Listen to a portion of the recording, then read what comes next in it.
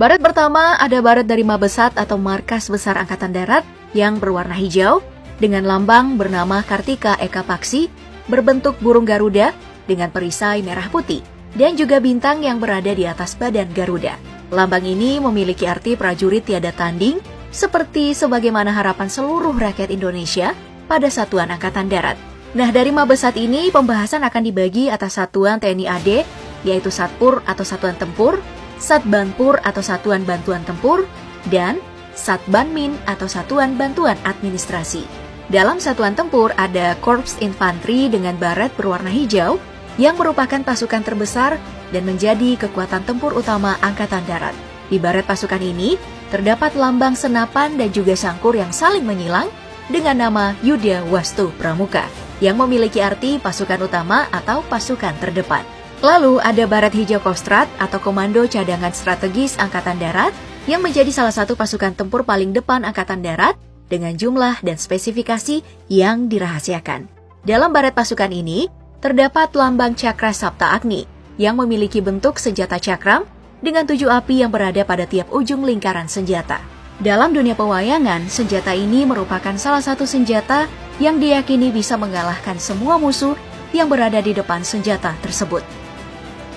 Selanjutnya, dalam jajaran pasukan tempur Angkatan Darat ada pasukan Rider yang memiliki baret berwarna hijau lumut dengan lambang perisai merah putih beserta petir dan juga sebuah sangkur. Secara kekuatan, pasukan Rider ini dianggap 3 kali lebih kuat daripada prajurit biasa. Kemampuan ini memang diperlukan bagi para pasukan Rider karena tugas mereka adalah penyerbuan yang harus dilakukan sesuai moto pasukan Rider, yaitu cepat, senyap, tepat.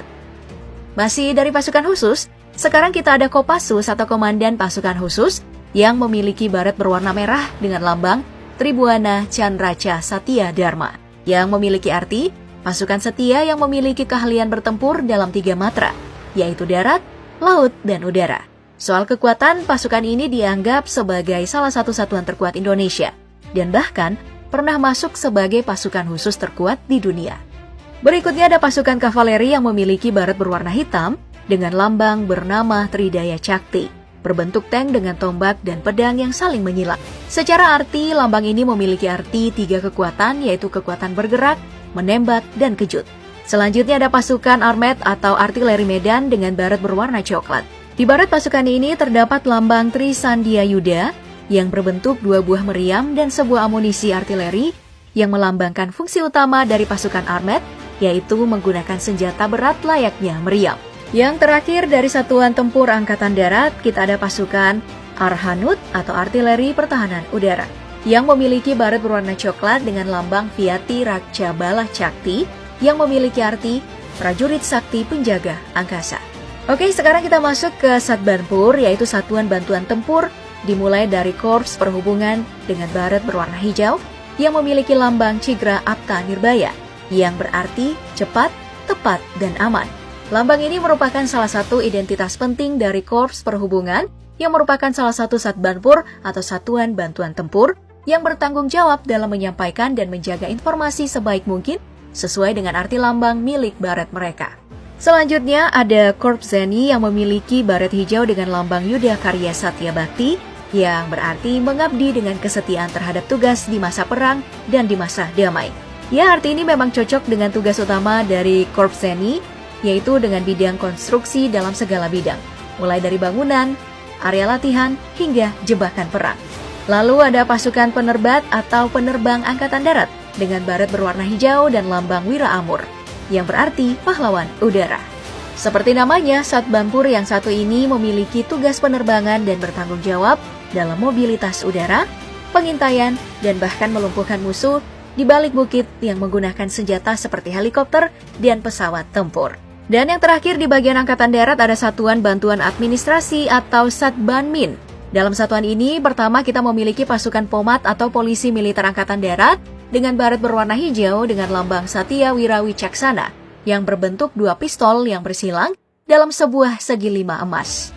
Untuk pemakaian, baret dari Pomat ini digunakan dengan arah kemiringan berbeda, yaitu miring ke kiri. Hal ini dikarenakan Pomat merupakan satuan khusus yang digunakan untuk penegakan hukum dan bukan untuk melakukan perang seperti satuan lainnya yang mengarahkan baret ke arah kanan yang berarti pasukan yang dipersiapkan untuk bertempur. Dari Angkatan Darat, sekarang mari kita pindah ke Angkatan Laut. Pada bagian ini mari kita mulai dari Mabesal atau Markas Besar Angkatan Laut yang memiliki baret berwarna biru tua dengan lambang Jalesveva Jaya Mahe, yang berarti justru di laut kita jaya. Lambang dengan bentuk jangkar yang berada di tengah padi dan kapas ini memiliki sebuah sejarah unik karena dianggap sudah ada sejak zaman Majapahit, di mana Jalesveva Jaya Mahe merupakan sorakan semangat dari pasukan Majapahit saat berperang di lautan. Selanjutnya ada pasukan marinir Angkatan Laut dengan baret berwarna ungu. Di baret ini terdapat lambang Jalesu Bumyamca Jaya Mahe yang memiliki bentuk jangkar raksasa dengan lingkaran yang berisi sebuah keris, ombak, dan juga peta Indonesia. Secara harfiah, Jalesu Bumyamca Jaya Mahe memiliki arti di laut dan di darat kita jaya. Biasanya baret ini digunakan oleh berbagai bagian dari pasukan marinir seperti Denjaka yang merupakan pasukan khusus terbaik Angkatan Laut. Oh iya, pada baret ini ada juga pasukan spesial Angkatan Laut yang mendapatkan ornamen khusus, yaitu pasukan Taifib atau Intai Amfibi, di mana baret mereka memiliki ornamen khusus bernama Maya Netra Yamadipati, yang berarti malaikat pencabut nyawa yang tidak terlihat dan berbentuk orang menyelam.